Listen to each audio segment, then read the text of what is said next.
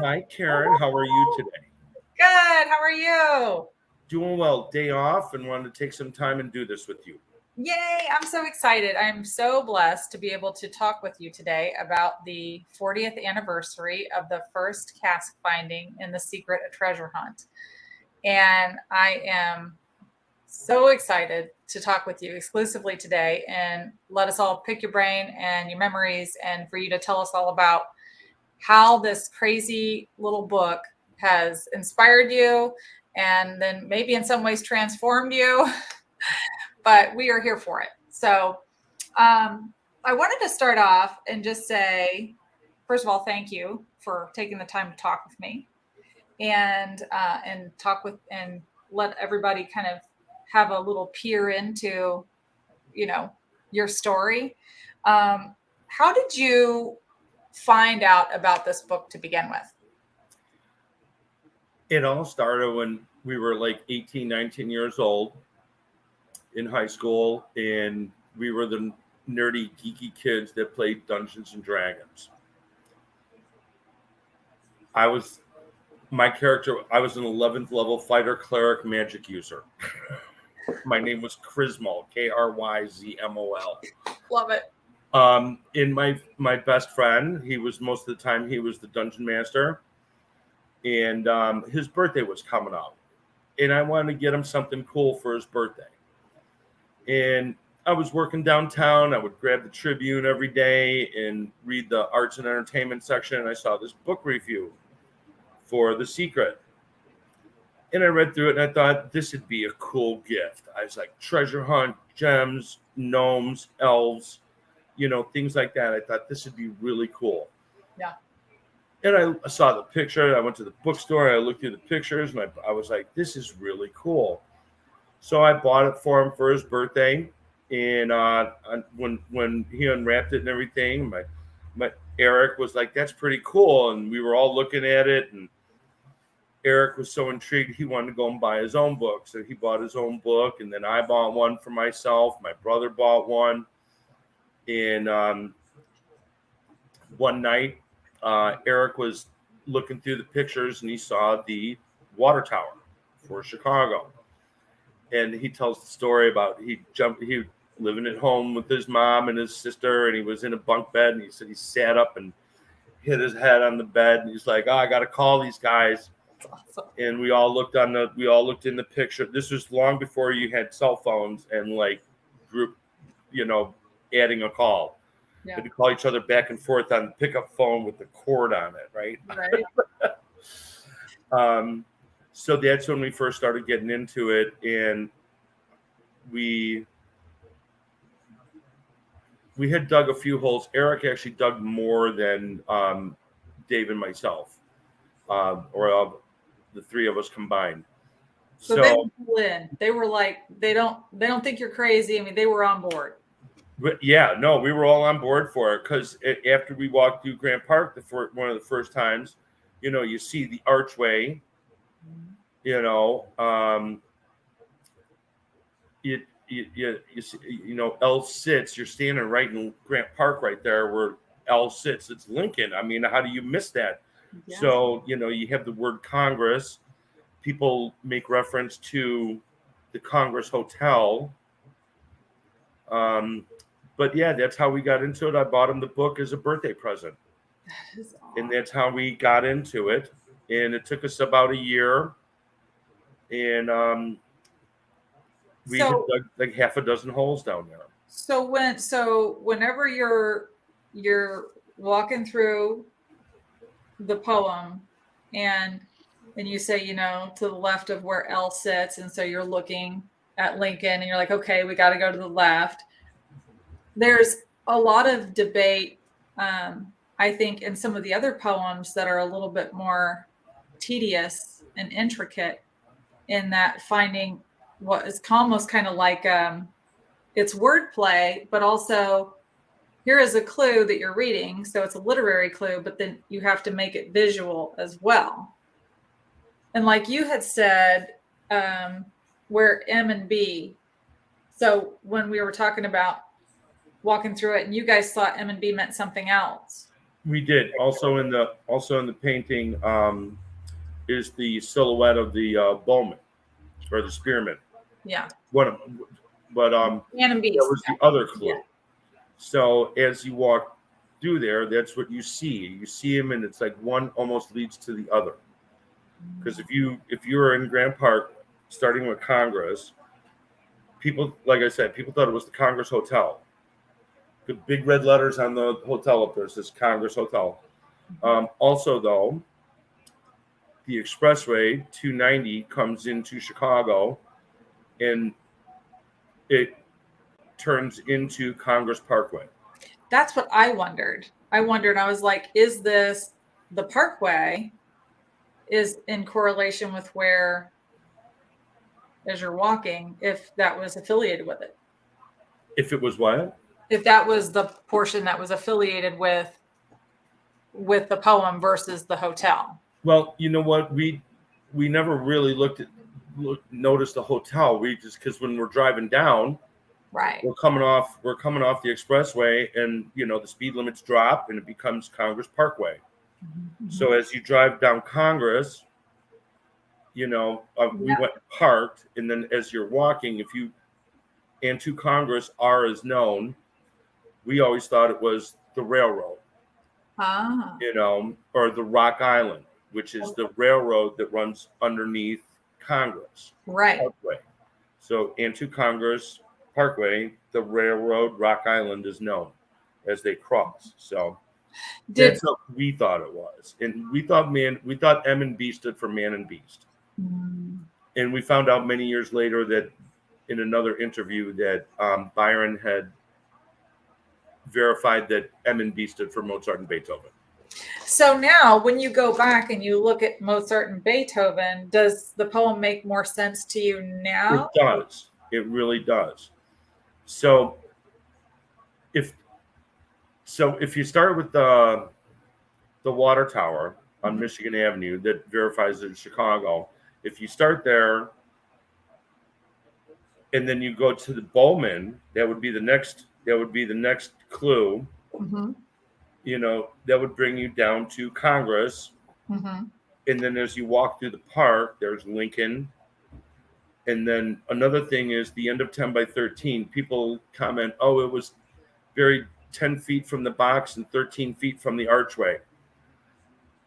I'm not sure about that. I don't think that's right. That's just too small of a distance. I think it was further out than that. Mm-hmm. Someone else had commented or suggested that the end of 10 by 13 could be 130 feet. Yeah, because if you stand in front of Lincoln and look left over his shoulder, right, the next line is the end of 10 by 13. So if you stand by Lincoln, multiply 10 by 13, get 130 feet left over Lincoln's shoulder. I've yet to measure that. Mm-hmm. But that would, if it was 130 feet, it could very well bring you close to where the arch and the fixture box was on the wall. It could bring you in that general. I would have to measure the distance. But the box itself, would you say, I've been there. I was there this past December, and would you say the box was more in line with the fence post fixture, or was it closer to the wall? It was quite a distance off both of them. Okay. I would have to say, because I know there's a sidewalk that runs through there, and then they have those trees that they planted, which I don't know if those trees were all there when you. Here's how fast the clues may change, because my brother noticed that we were all down there walking around, looking around, and my brother was like counting the trees. So that's how we came up with 10 by 13, but it looked like one or two of the trees had been cut down. Maybe Dutch elm disease, don't know. Yeah. But the park district came in and removed them.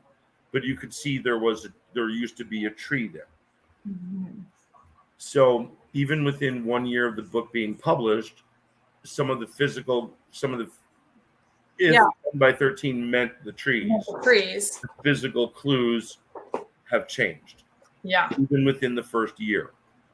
Mhm. So now that it's been 40, I'm sure that in different parks, if any of the clues are in reference to, let's say, trees or a park bench or something, Mhm. that may have been removed or changed. Yeah. So, right, that's why it's so hard right now. And plus, with the absence of Byron, Yeah. nobody really knows where the treasures are. Yeah.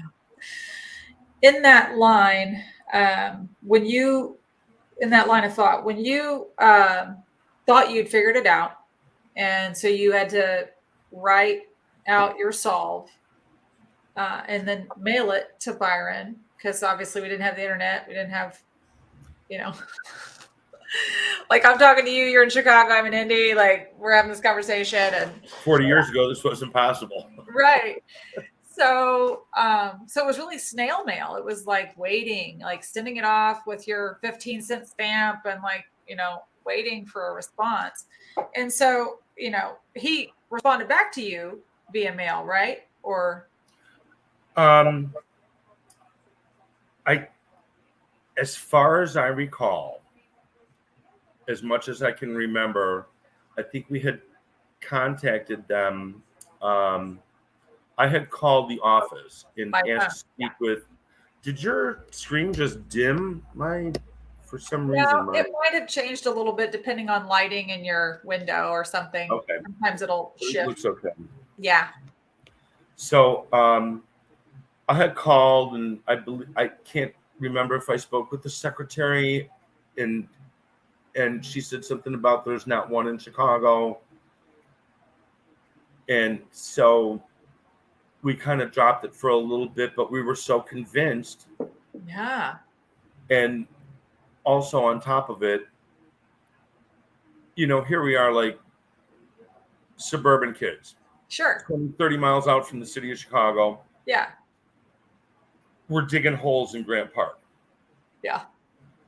Eric even tells a great story about how he lived out in Oak Park, and he would take the Green Line elevated train downtown, Yeah. carrying a shovel on the L. 17-year-old kid with a big shovel and a pick, and nobody stopped him. Yeah. Nobody asked any questions. But Different time. different times. But yeah, so I'm sorry. What was the line again? The questioning you went to? I, You can edit this stuff out, right? I love oh, I know, right? Yeah, because I'm making you train. I know you've slept since then. I'm good. Oh Uh, no, I'm awake. I ended up getting up about only a half an hour after my normal time. So. there we go. There we go. And I know I'm like trying to have you pick your memory bank, and it's been a hot minute, but when you So the mail. Oh yeah. So okay. So we lived in the burbs, and our parents are like, "You better contact this guy again, because if you keep digging holes in Grant Park and you get arrested by the city cops of Chicago, gonna be a problem. we're not coming to get you." So then prompted me to call again, and I can't remember exactly how the conversation went, but I believe I spoke with the secretary again, and she said something about let me ask, and she said, you know what, just send in a solution, send a letter. Yeah. And we were like, okay, so we sent the letter in, and we have the little map, Wow. hand drawn. I did that, I love it. like 19 years old. I did that, That was and we good. all signed it and everything. Oh. So, but yeah, look at that 19-year-old kid drawing maps like that before I went in the military. I see. It was a call. You obviously have a gift. That is, that's what is. So we sent him that hand drawn map, Yeah. and he sent us back the letter. I think I have these scanned somewhere online. Yeah. And when I brought these when we went to Oh, wow. That's special. When we went to New York, I brought these That's so cool. and let Sandy and Byron's daughters look at it. Oh, They were just blown away. So, that's really so this, it says he's enclosing a photo. So he sent us like a Polaroid snapshot of where he had just buried the treasure. Like the day he buried it, he like took a picture, put that in his pocket, goes in the file. So that's pretty meticulous. yeah, um so after he sent us the photo, we went down there and dug that huge hole. We went, it's like Then you knew. I had a Chevy Vega hatchback that my dad gave me. It was 10 years old. It was his old car. Was it silver? My grandpa had a silver one. It was rust colored, so you couldn't see the other rust. No, No, it's kidding. but so there's 5 teenage boys crammed in this Chevy Vega hatchback with like 2 shovels and a pickaxe. I love it.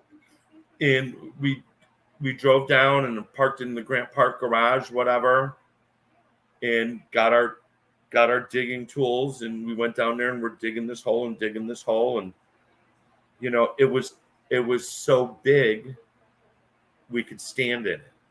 Wow. You Big hole. You were really searching. It was, and we were like, it's got to be in here somewhere. And my one friend, Danny Rosenbach, he used an expletive. He's like, I'm tired of this, and he threw the shovel at the side of the wall, and that's what we got. Oh, wow. When the dirt fell right off. Wow, man, So that's how we found it. It was really deep down in the ground. It actually was, and I think Dustin took this photo, and with the measurements of the cask, and I have those. I have pictures of those with the tape measure showing how big the box is, and Dustin measured to. Okay, so up here is approximately where the top of the layer of dirt was. Okay, where the grass was. So only this distance down here, according to this, if this box is only like 11 inches tall or 10 inches tall, you go up twice that, it's like 2.5 feet, 2 feet down. Yeah. So I mean, that's how close we were. Wow. That's something. I bet you guys, what did you think when that? Well, we jumped up and down like little kids. We were like screaming and everything. You know what?